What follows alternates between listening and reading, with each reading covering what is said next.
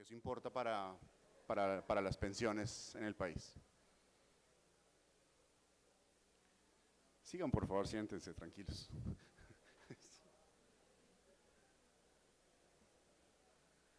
Bueno, voy a poner un poquito en contexto lo que quiero que sea la discusión. Voy a enfocarlo un poco en dos temas. Un tema es el tema fiscal y el otro tema es el tema del crecimiento de largo plazo de la economía colombiana.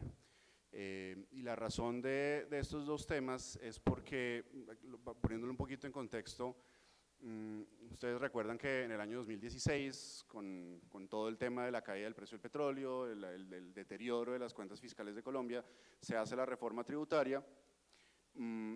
Y a partir de ese momento también la preocupación sobre la calificación crediticia de Colombia parecía que se estaba despejando. Sin embargo, el año pasado, hacia mediados del año, otra vez comienzan las preocupaciones sobre una potencial disminución de la calificación de crédito de Colombia y deterioro de las cuentas, deterioro de la calidad crediticia del país en los siguientes años. Y eso ya no surgió por un tema del deterioro fiscal, ya comienza a surgir por un tema de que el crecimiento de Colombia se ha reducido. Los datos que estábamos recibiendo el año pasado eran muy bajos, crecimientos de 1,5%, 1%, y eso comienza a generar una expectativa de que de pronto la caída del crecimiento potencial de Colombia ha sido mucho más severa de lo que parecía originalmente. Y en este momento, pues eso parece ser el caso. El Banco de la República ha hablado que el crecimiento potencial de Colombia en este momento es del orden de 3,3%, siendo que antes de la caída de los precios del petróleo se estaba hablando de niveles de 4,5%, incluso hasta 5%, sin mencionar que pues, con el tema del posconflicto, pues en algún momento se habló que de pronto Colombia podía crecer hasta 6%, entonces pues obviamente estamos hablando de unas diferencias muy significativas.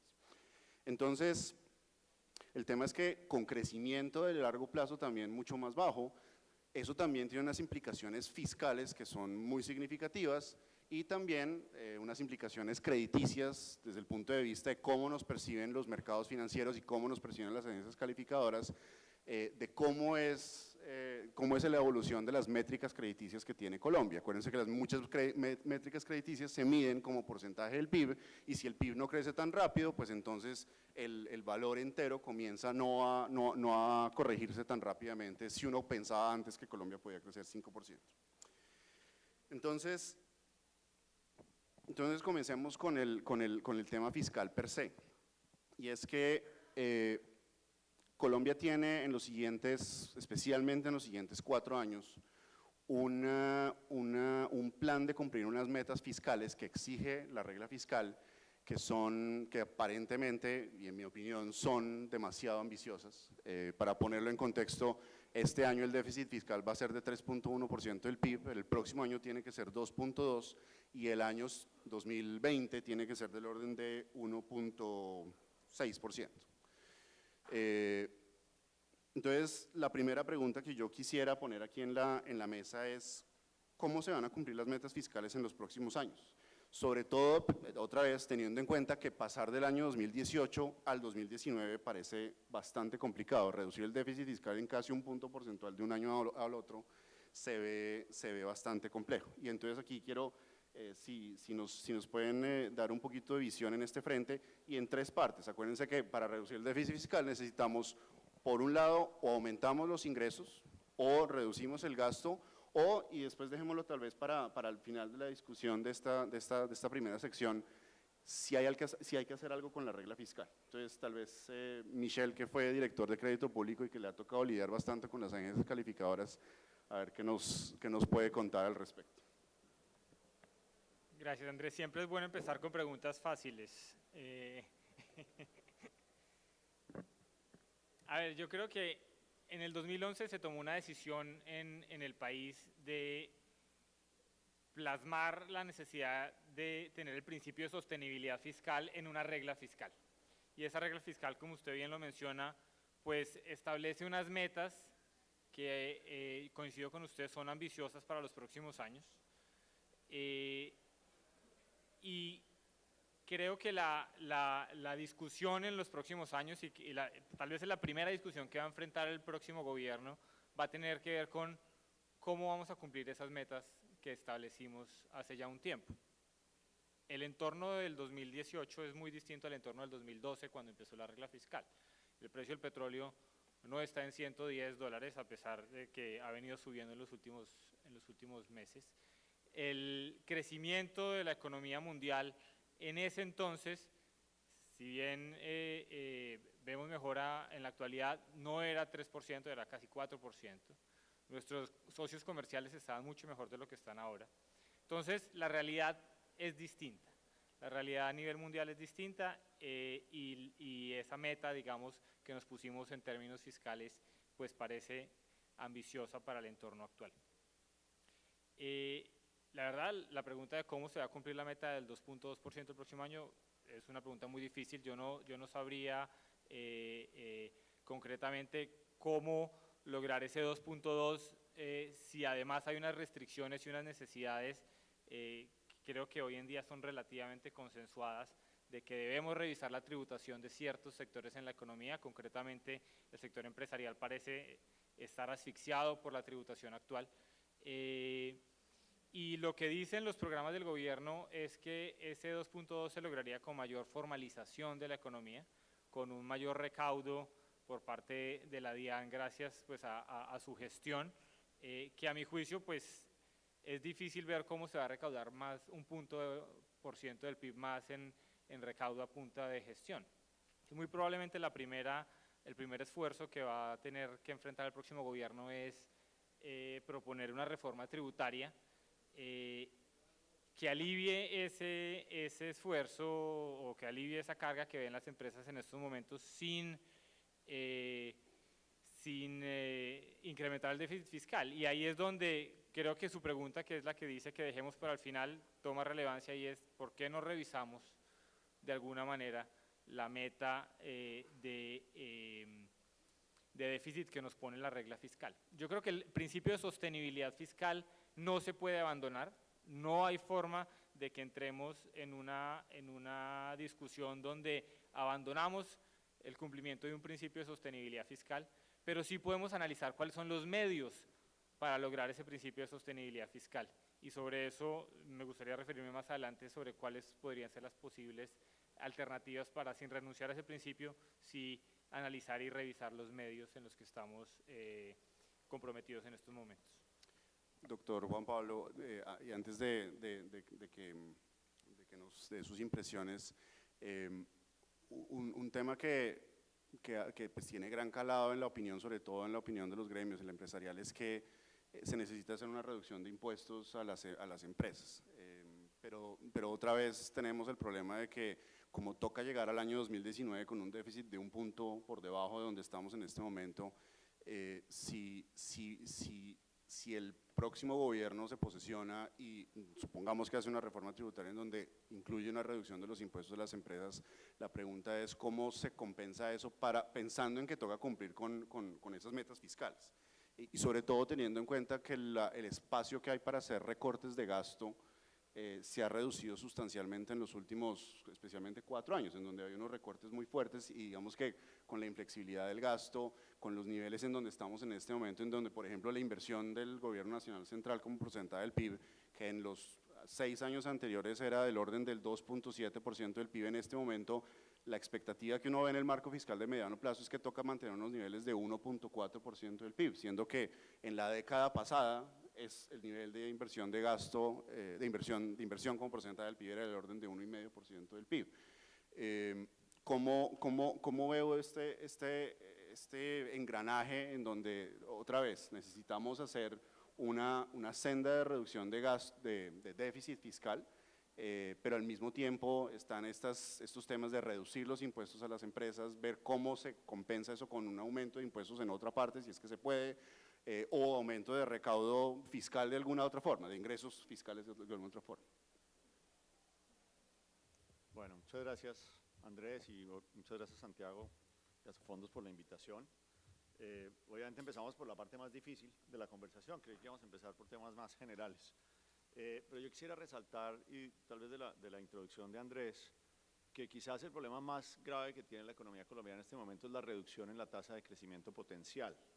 O sea, cuando uno piensa en una economía y todo lo que se puede hacer en una economía, si la economía está creciendo, es muy diferente el universo de posibilidades que tiene la economía a una economía que está creciendo poco o nada. Entonces, digamos que antes de hablar del tema fiscal, antes de hablar de los temas específicos, para mí la conversación más importante es qué tiene que hacer Colombia para recuperar una senda de crecimiento económico sostenible de mediano y largo plazo y que potencie al máximo los recursos naturales y los recursos humanos y de capital que tiene la economía. Entonces, la conversación, primero que todo, para mí tiene que ser una conversación de crecimiento económico, pero no de crecimiento económico de corto plazo, sino crecimiento económico de mediano y largo plazo, sostenible, de PIB potencial.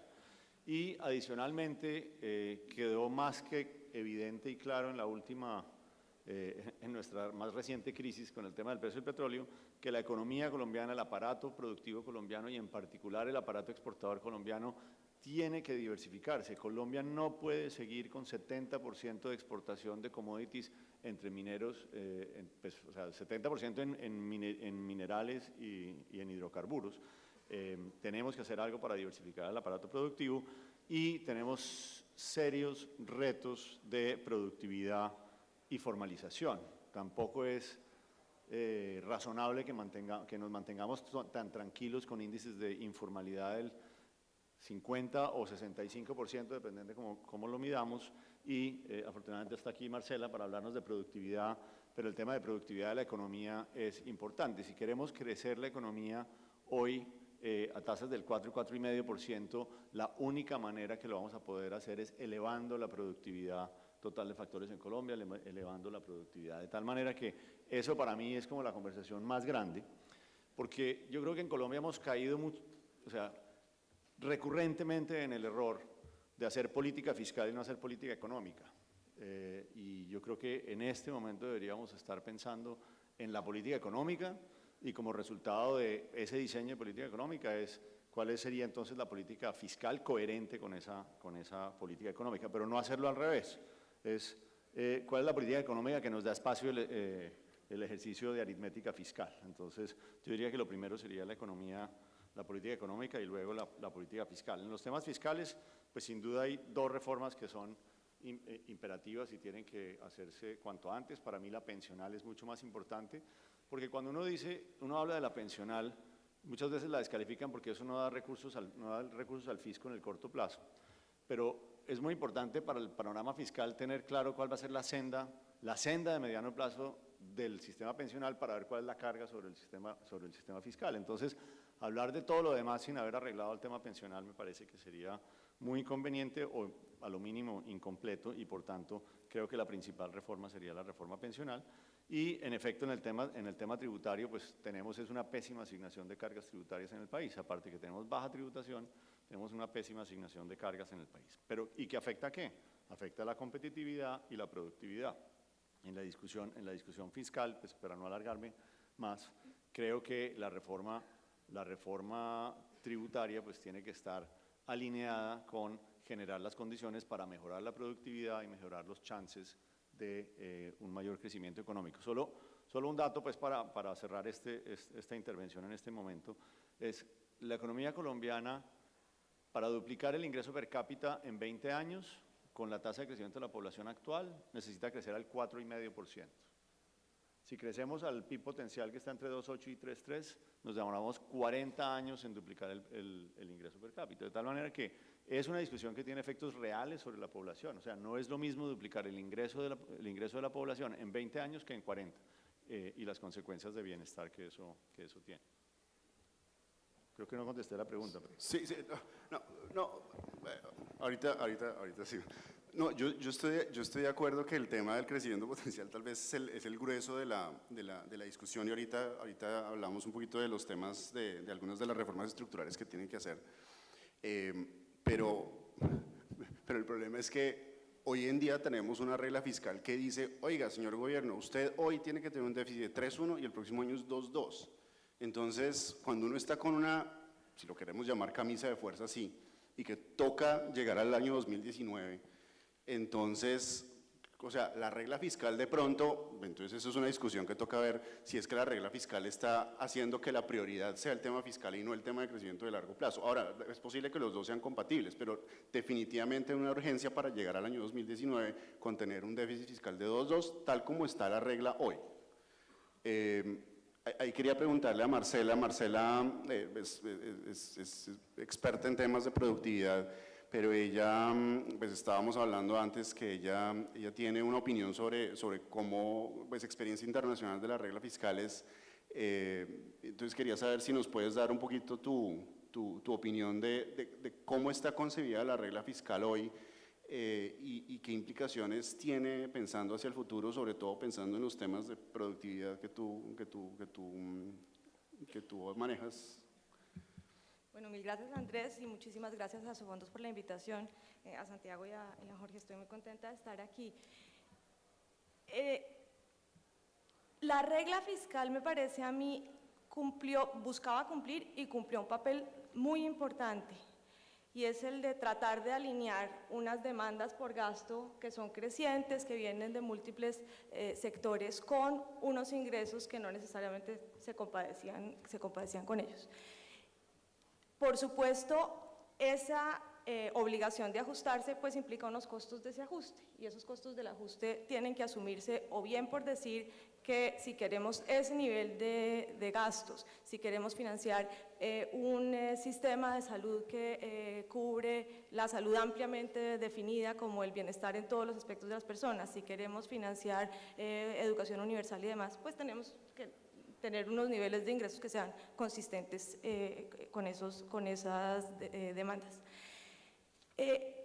Ese costo lo estamos viendo reflejado hoy en día en, por ejemplo, estas reformas tributarias que han buscado incrementar los ingresos de la nación, por ejemplo, imponiéndole un costo muchísimo más alto a las empresas. Por supuesto, la otra posibilidad es que el ajuste no sea por ese lado, sino por el lado de renunciar a algunos de esos gastos. Lo que quisiera transmitir entonces con eso es que yo creo que la regla tiene unos costos que estamos viendo hoy en día, que son unos costos difíciles de asumir, que algún jugador de la economía los va a estar asumiendo, pero es muy importante de mantener la sostenibilidad fiscal, como decía Michelle, como principio es fundamental, pero lo es porque es el reflejo del contrato social que tenemos. Es la pregunta de cuál es el tipo de Estado que queremos tener, y nos hemos decidido por un tipo de Estado que es costoso y tenemos que asumir la realidad de pensar en ese costo.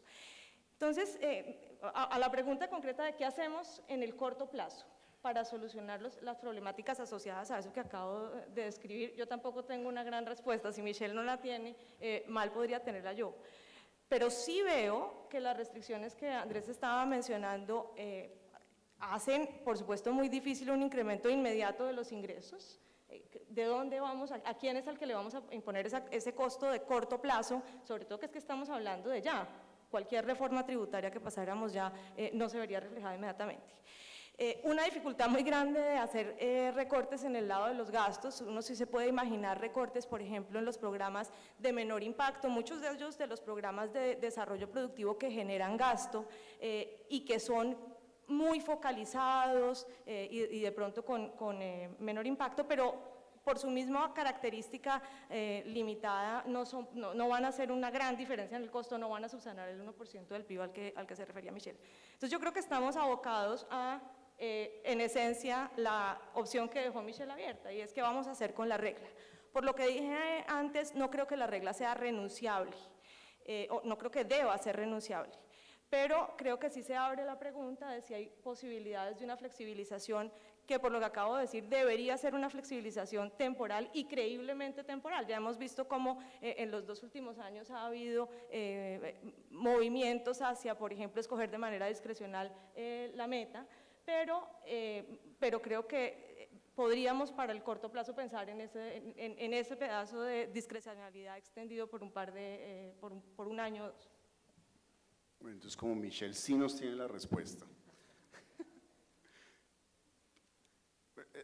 Es que hay que ponerlo también en contexto. Entonces, no solamente un ajuste de un punto de un año a otro se ve bien complicado, sino que si citamos a Fedesarrollo, por ejemplo, Les voy a decir el dato de desarrollo, según lo que ellos estiman es, si el gobierno colombiano hace una política fiscal pasiva, el próximo año el déficit fiscal sería de 3.4% del PIB, versus el 2.2 que toca cumplir. Entonces, o sea, es un huecazo lo que tenemos ahí.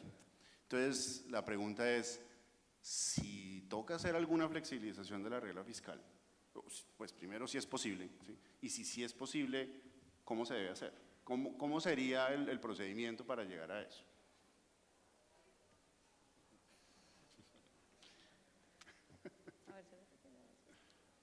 A ver, No, perdón, o sea, yo sé que la pregunta es súper complicada, pero No, es que no, esta es una está pregunta bien. que surge todo el tiempo. A ver. Y cuando uno habla con la gente con fondos de pensiones, acá, afuera, gente que invierte en Colombia, se los cuento yo porque yo sí estoy en tema de coyuntura económica, la gente me pregunta mucho, este año usted cómo ve las cosas, y yo digo pues en general, pues ahí vamos mejorando y todo bien, no, pasa, pues, no parece que va a pasar mucho, pero la gente sí se preocupa mucho con el tema fiscal, y la pregunta es, ¿cómo van a cumplir con las metas del 2019? ¿Van a cambiar la regla fiscal? ¿No será que eso de pronto implica una reducción de la calificación de Colombia? Y si la van a cambiar, ¿cómo lo van a hacer? Sí. No, yo quisiera reiterar un mensaje. El principio de sostenibilidad fiscal ha sido útil para Colombia y no podemos renunciar a él. Sin embargo, cuando uno ve la regla fiscal, esa regla fiscal implica o tiene implícito un superávit primario del gobierno nacional central como del 1.5% en el mediano plazo. Eso traducido en cristiano significa que esa regla fiscal implica que vamos a reducir nuestra deuda del 45% a más o menos el 30% del PIB en 10 años. La pregunta que yo hago entonces es, y lo ato con lo que menciona Juan Pablo, ¿necesitamos reducir nuestra deuda bruta del gobierno nacional central casi 15 puntos en una década? Esa es la prioridad del país en estos momentos, y en ese sentido yo creo que lo que deberíamos es tratar de plantear una meta que sea creíble y que sea lograble. ¿Cómo se logra eso? Yo creo que para que las calificadoras de riesgo y los inversionistas extranjeros del mercado de capitales, que hoy en día son muchos, le crean a esa nueva apuesta, pues deben ir acompañada de una serie de reformas adicionales que también tienen impacto fiscal en el mediano plazo. Y tal vez la más obvia y la más clara es la reforma pensional. Si el próximo equipo de gobierno plantea unas metas menos ambiciosas en términos de la regla fiscal, pero las viene acompañando de unas reformas estructurales que también tengan impactos fiscales, así sean en el mediano plazo, yo creo que es más fácil vender esa idea. Si yo estuviera al lado de un futuro ministro de Hacienda, pues creería que la sugerencia sería hay que presentar un paquete de reformas de manera conjunta y que de nuevo no comprometan lo que hemos ganado hasta ahora, pero que de alguna manera cambien los instrumentos y cambie el mix de herramientas con las cuales queremos lograr mayor crecimiento sin comprometer lo que hemos logrado, o por lo menos sin comprometer la credibilidad del Estado colombiano en cumplir sus promesas. Ahí quiero preguntarle entonces a Juan Pablo, tú decías ahora que para ti lo más importante es la reforma pensional. Entonces, supongamos que llega el nuevo gobierno ahora, se posesiona, me imagino entonces, primera cosa para presentar lo que tú opinas es una reforma pensional. No sé, pues si quieres nos puedes contar un poco sobre eso. ¿Cómo funciona eso al mismo tiempo? Y ya pensando un poco en tiempos políticos, etcétera, etcétera, ¿cómo funciona eso con esa potencial urgencia que hay, ya sea de hacer una reforma también tributaria simultáneamente para atacar el tema del 2019 o lo que estábamos hablando ahorita es de alguna manera flexibilizar la regla fiscal para que esas exigencias del 2019 no sean tan severas y de pronto esa senda de déficit fiscal en los siguientes próximos años pues sigue en descenso, pero de pronto no tan fuerte como para que exija una reducción, pues una reforma tributaria que de pronto aumente los impuestos de forma muy significativa. Y perdón, para concluir, sobre todo teniendo en cuenta que hacer una reforma pensional digamos, parte de las razones por las cuales Colombia necesita hacer una reforma pensional es porque está teniendo unas presiones muy importantes sobre el gasto público. Pero el tema es que si uno hace una reforma pensional ahora, no necesariamente el impacto se va a ver en el 2019, que es donde hay una urgencia de las cifras fiscales. Es posible que se vea, no sé, 5 o 10 años más tarde, o bueno, depende de cómo uno haga una reforma pensional, pero pues eso ya puede ser otro tema cuestionable de si es algo que es adecuado o no. Bueno, listo. Lo primero que yo diría, y completamente de acuerdo con Michelle, lo primero que hay que decir es que no se puede hablar de relajar la regla fiscal a cambio de nada. O sea, la sensación de que no tenemos que cumplir la regla fiscal y no pasó nada, pues ese sería el peor de los mundos. Eso sí, inmediatamente llevaría pues a la disminución de la calificación y con todas las repercusiones que eso tiene que tener. O sea, la conversación de una modificación de la regla fiscal, claro que se puede tener, pero se tiene que venir de la mano de una combinación de propuestas y de reformas aprobadas en el Congreso de la República, con el apoyo político que se necesita, que mande una señal clara del compromiso de Colombia con la sostenibilidad fiscal y sostenibilidad macroeconómica, y donde la senda fiscal quede claramente establecida, o que quede pues razonablemente predecible.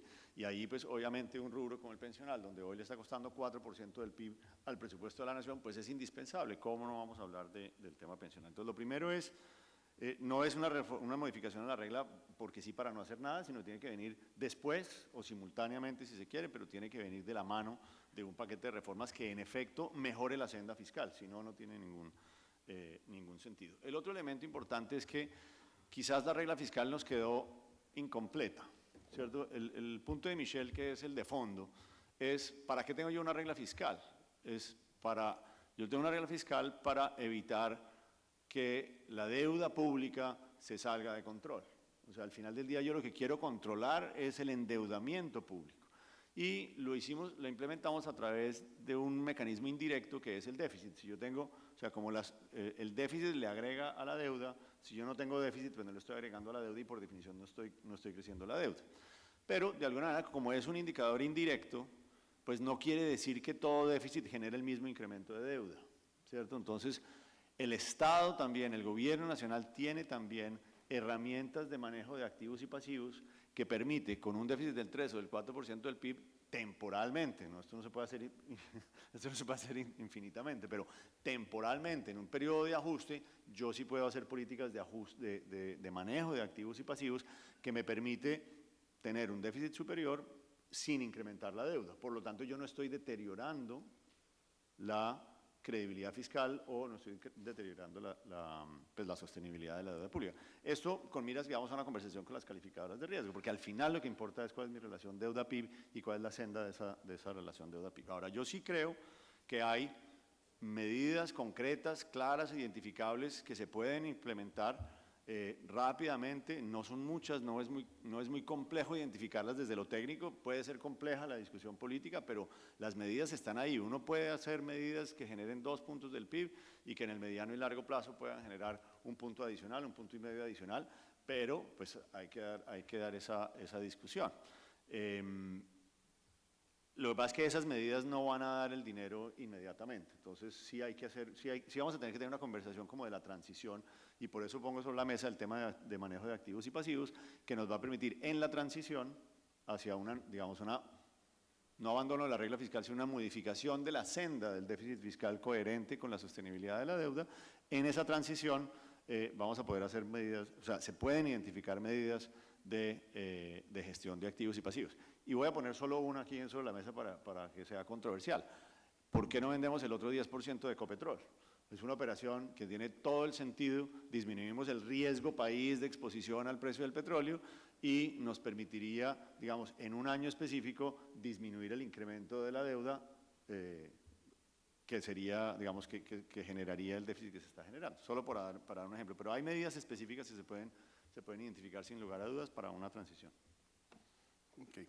Dado que vamos en la mitad de la discusión, quería entonces entrar también en el tema del crecimiento a largo plazo, que obviamente también es importante, pero que está relacionado también con el tema fiscal y con el tema crediticio, como lo mencioné al comienzo. Y ahí le quería pedir a Marcela si nos puede dar un poquito de las cosas que ella ha estudiado que ella tiene unos temas que me parece que son súper interesantes, y tal vez comenzando con, claro, tenemos un tema de crecimiento de largo plazo que se ha bajado, y tal vez todos hemos oído que el gran problema que tiene Colombia en ese crecimiento de largo plazo es un tema de productividad. Pero viendo las cosas que Marcela ha hecho, ahí la pregunta no es si el tema es de productividad o no, sino qué tan grave es el tema de productividad.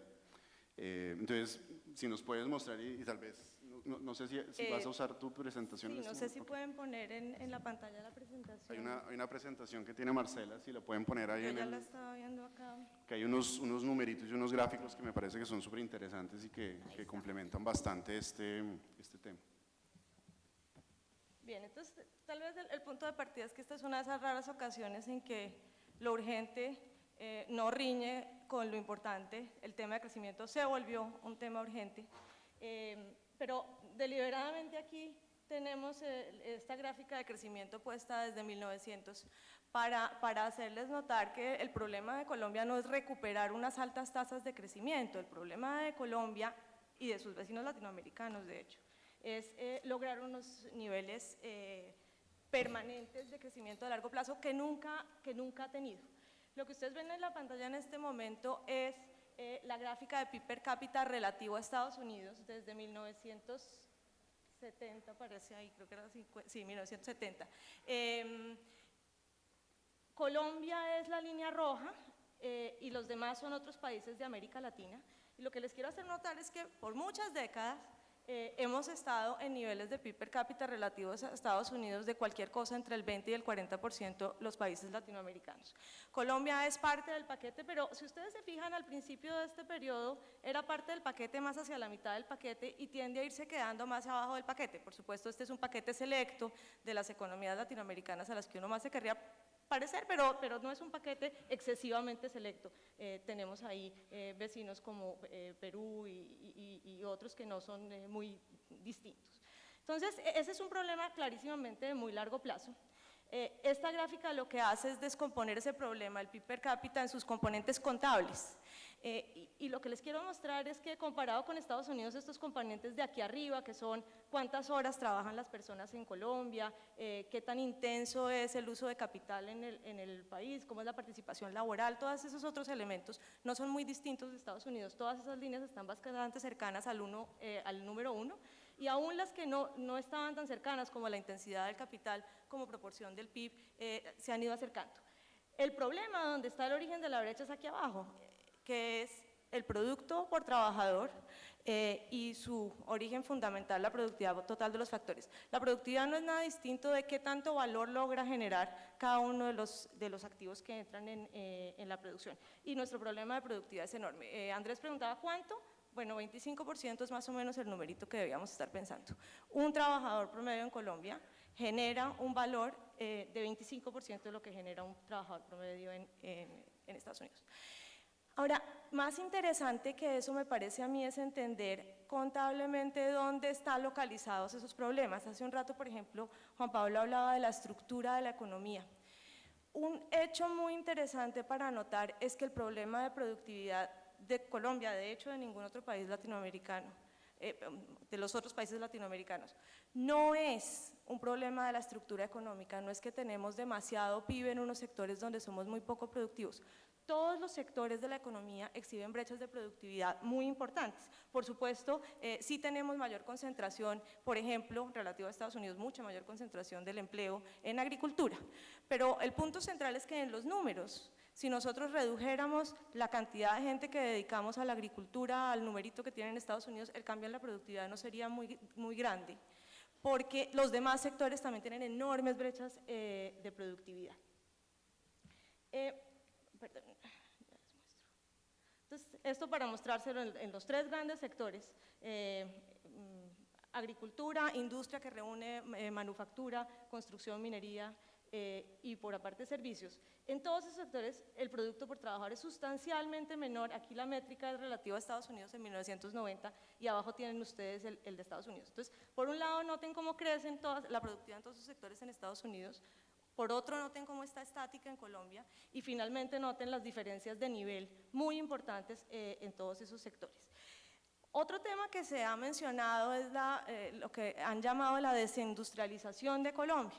Efectivamente, si ustedes se fijan acá, esto es participación definida en términos de empleo. Si ustedes se fijan, pues claro, la participación de la industria en Colombia es bajita, no se ve creciente, pero si ustedes piensan en esta estructura económica de hoy en día comparada con esta estructura económica de Estados Unidos, en realidad esa tendencia a alejarse o a que la industria no crezca mucho y en cambio crezcan mucho los servicios, no es una cosa exclusiva de Colombia. Si yo les pusiera aquí la gráfica de todos los países latinoamericanos, la cosa se vería idéntica. Si les pusiera el proceso de desarrollo de los distintos países en el mundo, la cosa se vería idéntica. Entonces, de nuevo, el problema no es uno de estructura económica.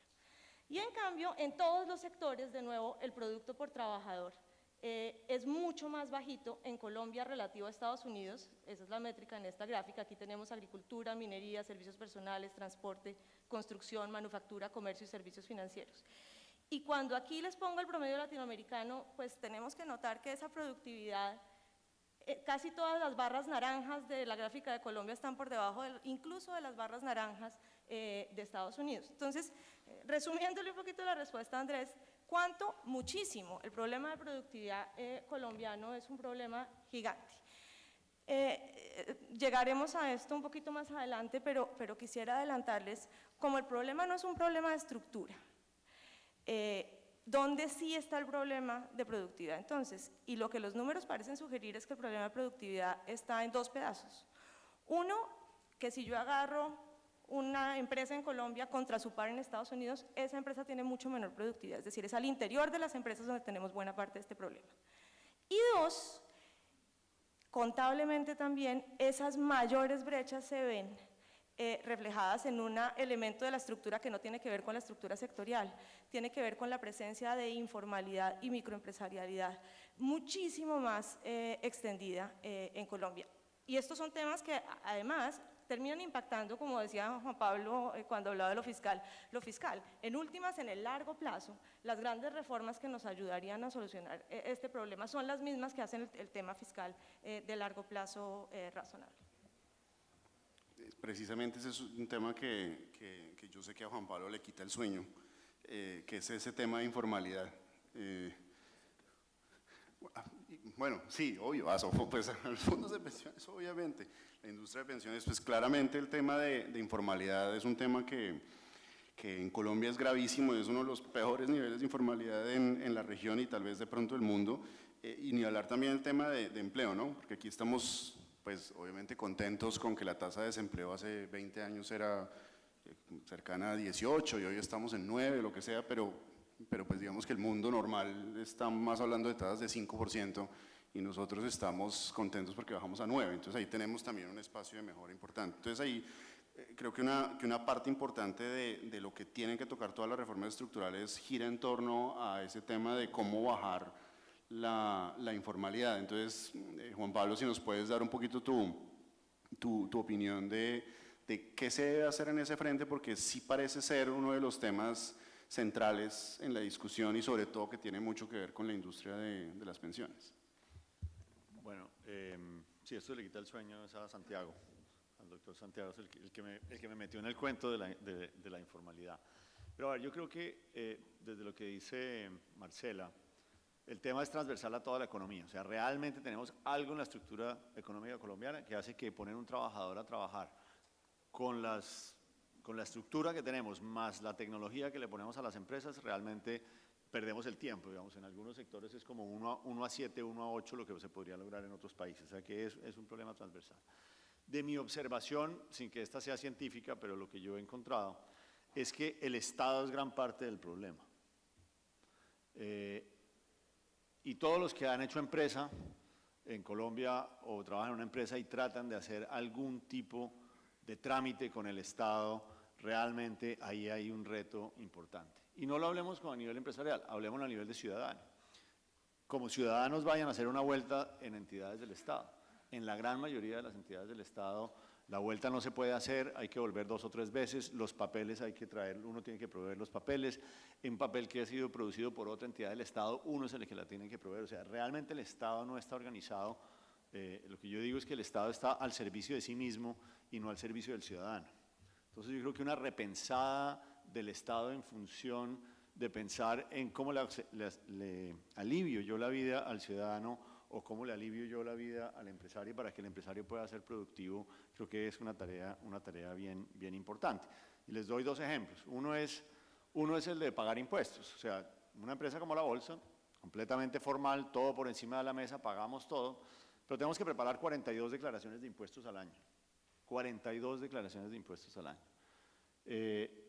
Si ustedes se transportan a una empresa de 1.000 millones de pesos de ventas, posiblemente no tenga que hacer 42 declaraciones de impuestos, pero debe tener que hacer unas 30 o 35 declaraciones de impuestos. Cuando una empresa que vende 1.000 millones de pesos o 2.000 millones de pesos tiene que preparar ese nivel de complejidad en la tributación para pagarlas formalmente.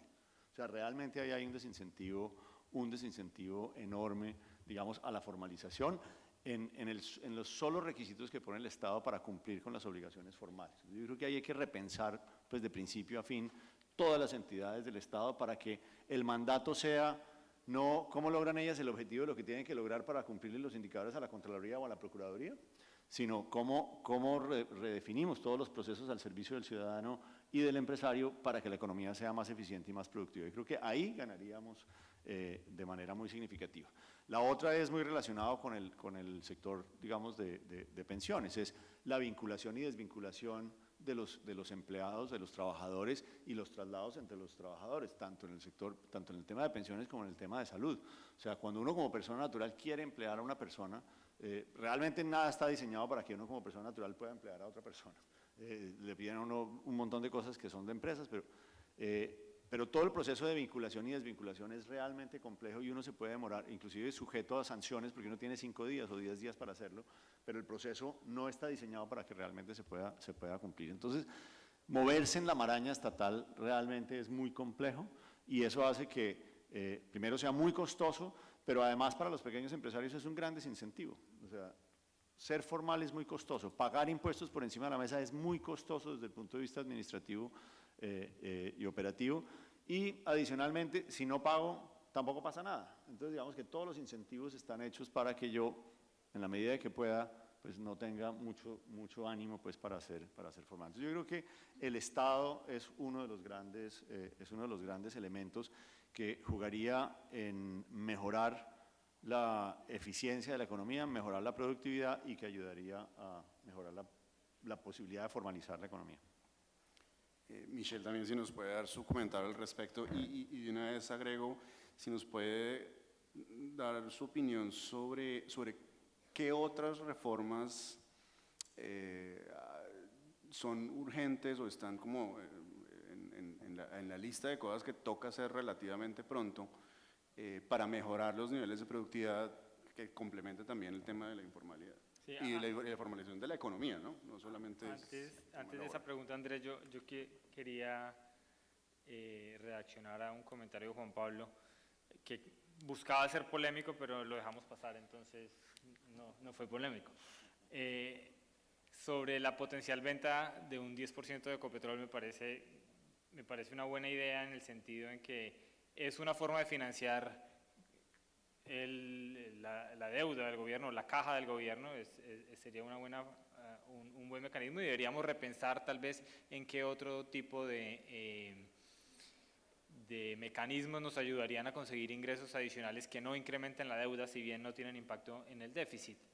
Más allá de la venta de Ecopetrol, yo creo que la venta de un activo de Ecopetrol como son los oleoductos me parece más razonable, en el sentido en que si pensáramos que ese es el tipo de activos que quisiéramos que los fondos de pensiones invirtieran, suena un activo mucho más lógico porque es un activo de largo plazo con menos riesgo a commodities y que se parece más a un instrumento de deuda que a una inversión en petróleo, que es bastante volátil. Dejando de lado ese comentario con respecto al tema de productividad, pues la la literatura en términos de determinantes de productividad es gigantesca y habla de muchos factores. Los obvios son inversión en infraestructura y en bienes públicos y la inversión en capital humano. Es una buena noticia que desde hace un par de vigencias el presupuesto nacional invierte más en educación que en defensa. Y eso, digamos, es cierto desde hace un par de años. Necesitamos continuar con esa senda y necesitamos asegurar que esa inversión en educación o ese gasto en educación pues esté focalizado en realmente incrementar el capital humano que se necesita a nivel micro. Hace falta una identificación más clara de cuáles son las prioridades en capital humano de los sectores donde creemos que tenemos ventaja comparativa para que realmente el impacto la inversión el impacto de la inversión en educación realmente se vea reflejado en mayor crecimiento. El imperio de la ley es otro de los factores que podría influenciar la productividad total de factores.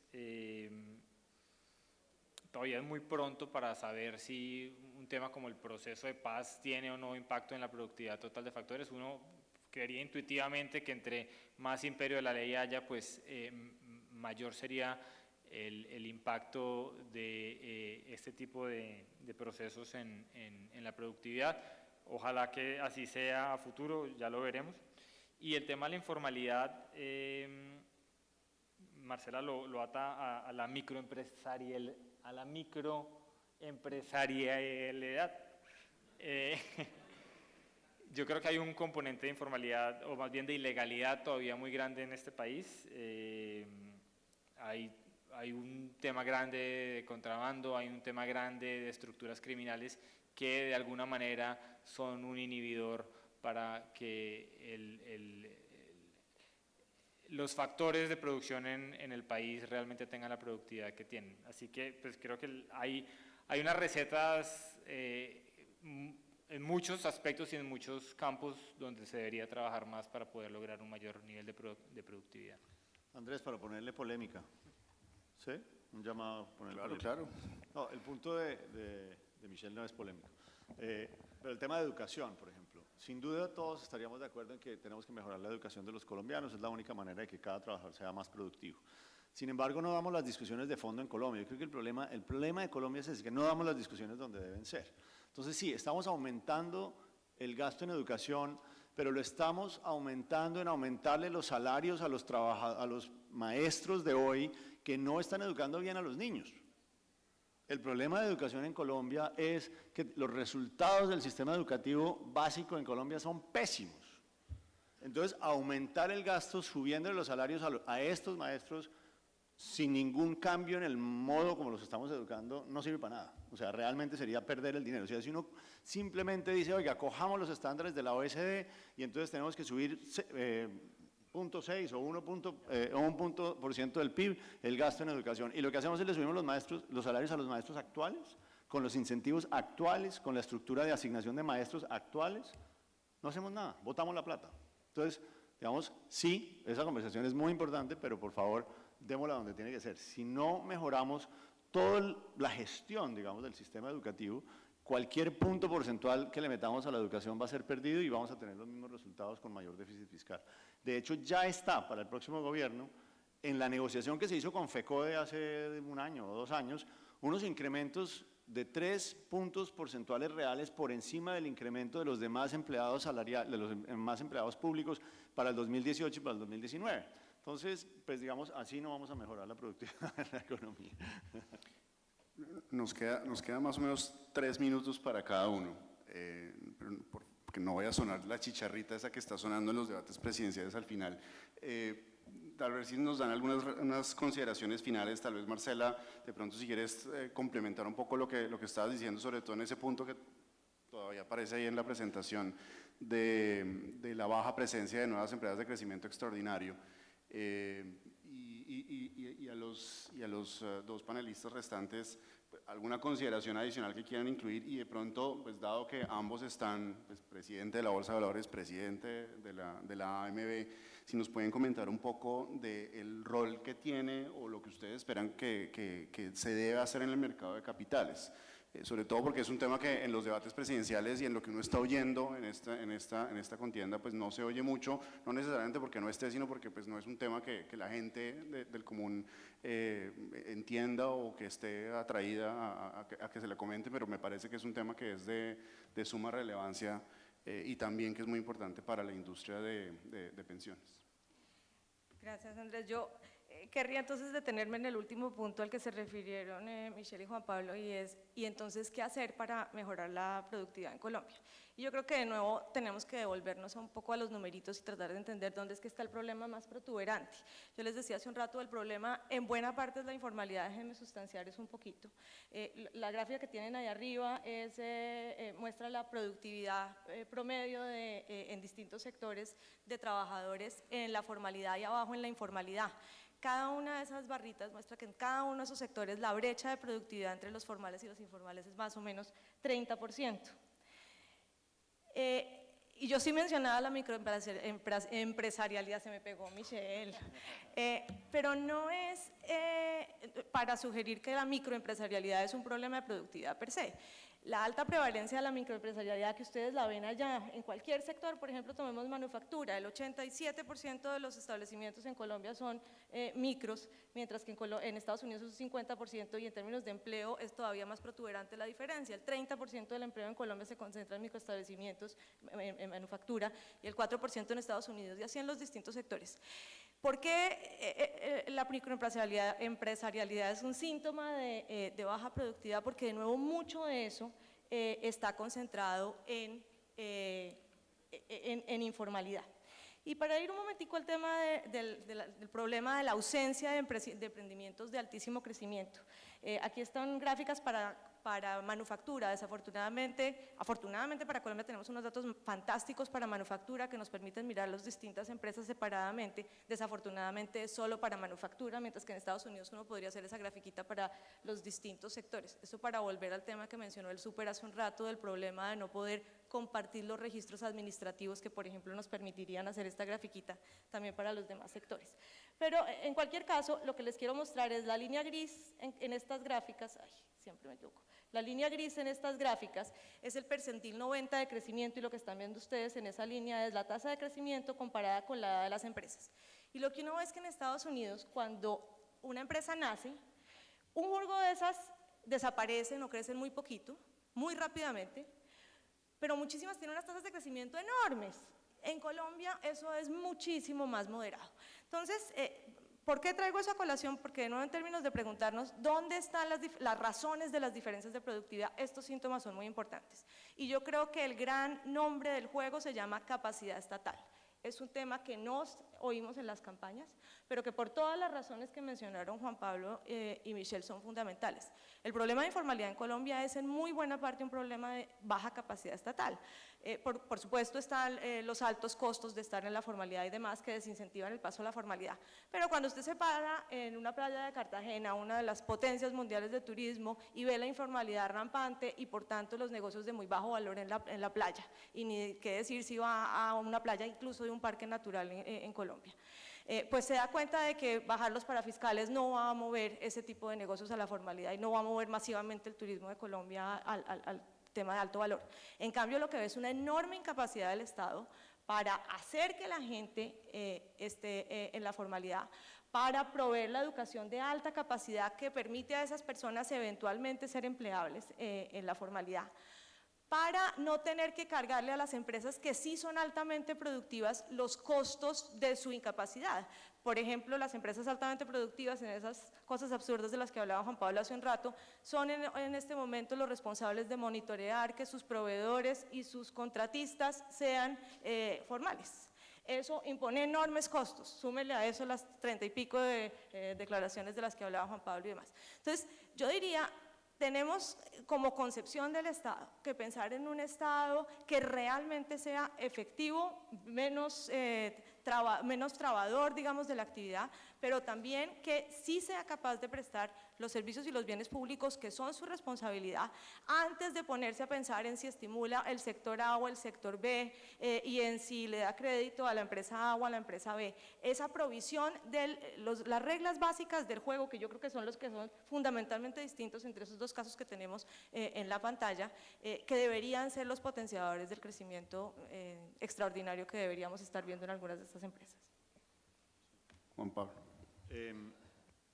Qué pena, se me quedó en el tintero con el tema de educación, porque adicionalmente para el tema pensional, el problema de Colpensión es solo la tercera parte de la presión fiscal de las pensiones. Un componente muy importante es el de los maestros. O sea, los maestros se retiran a los 57 años y tienen una pensión vitalicia del 100% del salario. Entonces, digamos que no solamente no están educando bien a los niños, sino que en términos relativos a los demás trabajadores del país, pues tienen un salario vitalicio pues mucho más alto que el de todos los demás. Entonces, simplemente para que pongamos la plática de la educación donde tiene que estar. Es como el mensaje. En el tema de microempresarios que menciona Marcela, yo sí creo que hay hay un tema de escala muy complicado. Es muy difícil para un microempresario realmente beneficiarse de las economías, de los rendimientos crecientes, digamos, de generar economías de escala, y ahí pues hay muchos problemas. Uno de ellos es el acceso al crédito, o sea, realmente la financiación para el sector real pequeño en Colombia es muy limitante y eso hace muy difícil crecer. Y por otro lado hay un tema del desincentivo a crecer porque me vuelvo visible para los impuestos y todo lo demás y no lo quiero hacer. Entonces hay un apetito, hay una demanda grande por mantenerse chiquito y microempresario, y a mí que nadie me moleste, y eso obviamente afecta pues, la productividad total de la economía. Temas de mercados de capitales, yo comulgo con un poco las iniciativas que hemos venido trabajando. El superintendente mencionó algunas de ellas. Yo creo que no es un tema de hacer grandes reformas y grandes cosas, sino ir afinando temas muy puntuales de incentivos, el tema de la rentabilidad mínima en los fondos de pensiones, el tema de los gastos elegibles, temas de conflictos de interés. O sea, ahí hay unos temas micro que se pueden trabajar y van, digamos, en la dirección adecuada. Donde yo sí creo que hay una gran carencia en Colombia en el mercado de capitales es el tema de rentas vitalicias. O sea, si no logramos que el sistema pensional, que genera una capacidad de la economía de ahorrar un dinero muy significativo como porcentaje del PIB, se pueda convertir posteriormente en una renta vitalicia para que continúe,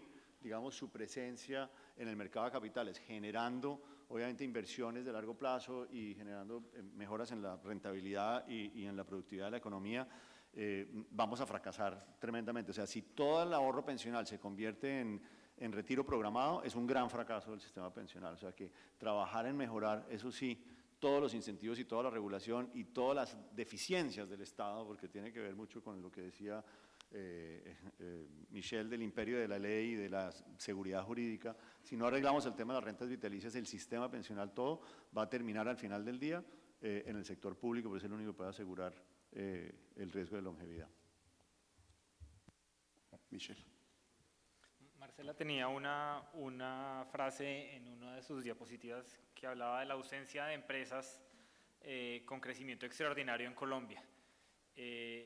Si atamos ese hallazgo con lo que ocurre en el mercado de capitales, yo creo que el mercado de capitales refleja esa realidad de la estructura productiva en Colombia. Uno de los objetivos del mercado de capitales es asociar inversionistas que tienen la capacidad y tienen los medios y tienen el apetito de riesgo con estos proyectos, grandes proyectos empresariales de alto crecimiento y que por lo tanto requieren un mecanismo de financiación como es el mercado de capitales. Entonces, de alguna manera, el mercado colombiano refleja esa ausencia de grandes proyectos, de grandes iniciativas de alto crecimiento y creo que totalmente de acuerdo con los comentarios anteriores. La capacidad estatal, el imperio de la ley, la provisión de bienes públicos son los que nos deberían permitir que más de esos proyectos de alto crecimiento aparezcan y el mercado de capitales pueda tener de alguna manera un rol activo en machear inversionistas y empresarios o proveedores de iniciativas productivas. Bueno, quedan 45 segundos. Perfecto el tiempo. No, muchísimas gracias a ustedes, creo que fue bastante útil y muy buenos los temas. Creo que queda claro que el nuevo gobierno tiene un montón de retos por delante. Entonces, pues espero que sí, bueno, el país, obviamente, y obviamente ustedes hacen parte de la discusión y el debate del país. Entonces, ojalá que todos los comentarios que ustedes han hecho también sean incorporados para las reformas que se tienen que hacer en los próximos meses, trimestres, años. Muchas gracias.